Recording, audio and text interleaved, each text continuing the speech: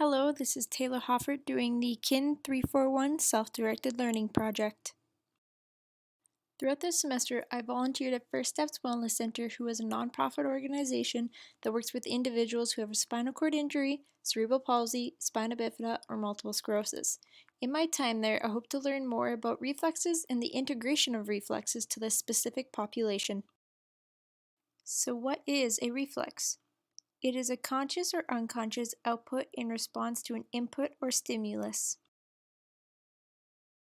It is based on the nature of its origin, the involved nervous system circuit, the motor responses, and the integrative nature. Let's take a closer look at the origin. Reflexes can either be innate or acquired. Innate means the reflexes are genetically programmed, occur in a predictable sequence, and give a response to a stimuli.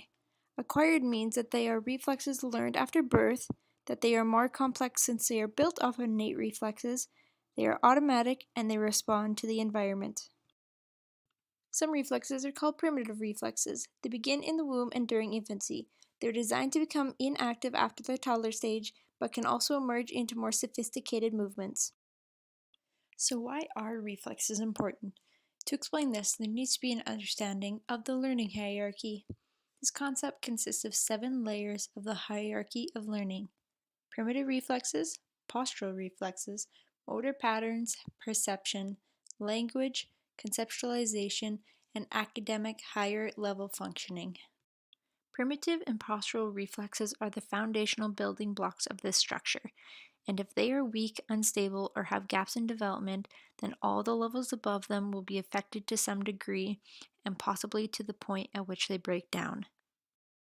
Repetitive automatic reflexes are essential for the development of balance, mobility, vision, hearing, speaking, learning, and communicating. Unintegrated reflexes can be caused by the lack of proper movement in early childhood caused by spending too much time in carriers, playpens, walkers, car seats, which all restrict movement required for the brain's development, stress on the mother during pregnancy, breech birth, birth trauma, illness, injury, chronic stress, as well as environmental toxins and plastics, and vaccination complications. Overall, there are 19 primitive motor reflexes, but I'm only going to focus on 5, starting with the Babinski reflex. This reflex occurs when the medial sole has been stroked, making the big toe dorsiflex while the other toes fan out and slightly plantarflex. It normally disappears by the age of 2.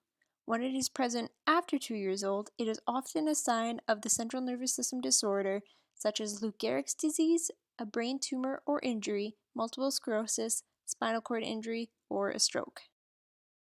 This reflex tests the integrity of the cortical spinal tract, which is a descending fiber tract that originates in the cerebral cortex through the brainstem and the spinal cord. The descending fibers normally keep the ascending sensory stimulation, aka the stroking of the foot, from spreading to other nerve roots of the spinal cord. When there is damage to the tract, nociceptive input spreads beyond the C1 anterior horn cells, leading to the C4-C5 anterior horn cells firing, causing the contraction of the toe extensors. So if you were to test someone over the age of 2 and their big toe dorsiflex while their other toes fanned out, this is a sign of cortical spinal tract damage, hence a spinal cord injury. If all the toes curled downward or stayed in neutral position, this means that the reflex is absent. Next is the Moro reflex, which is also known as the startle reflex. It is elicited by quickly releasing the head of an infant lying supine a short distance relative to their body. This stimulates the vestibular system and proprioceptive receptors in the back of the head and the neck.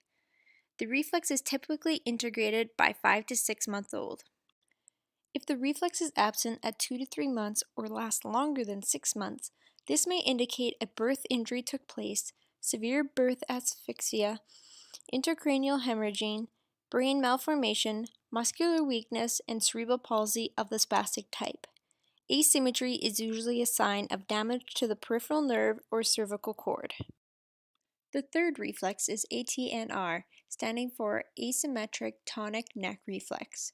By turning the head laterally makes the arm and the leg of the side that the head is turning extend while the opposite limbs flex. This is sometimes referred to as the fencing position. This reflex plays an important role in the development of hand-eye coordination as well as object and distance perception. The hand moves in conjunction with the head. This connection between vision and touch helps establish distance perception and hand-eye coordination. This reflex is normally integrated by 6 months, but if it continues longer, crawling becomes difficult due to the hand-eye connection. If unintegrated when the infant begins to walk, turning the head results in the arm and the leg of the same side straightening, therefore upsetting the balance and normal walking pattern.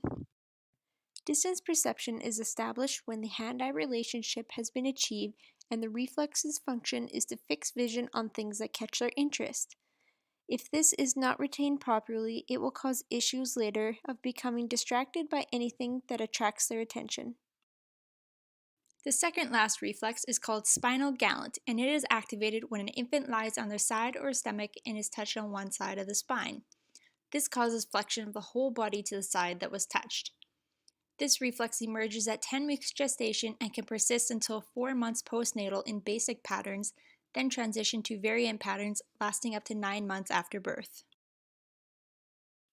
When this reflex does become integrated, it helps activate the semicircular canals of the vestibular system to help differentiate high and low frequencies, enhance development of the proprioceptive system, as well as provide a sturdy foundation for standing and walking.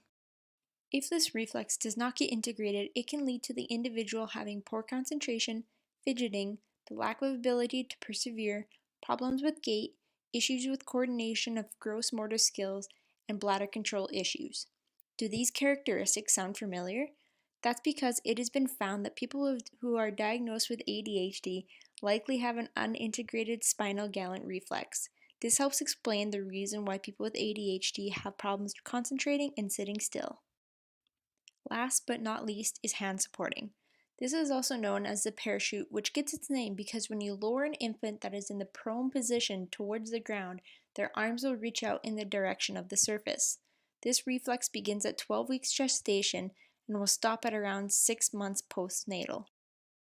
In adults with a spinal cord injury or multiple sclerosis, this reflex is integrated through rehab by having individuals lay on their backs with their arms straight above them. The therapist would then apply pressure to the base of the palm. The hope of doing this reflex is to get these people creating spatial awareness and establishing personal boundaries. I hope you have enjoyed this informative video on reflexes, the integration and unintegration of reflexes, and how they may affect people in your community. Thank you.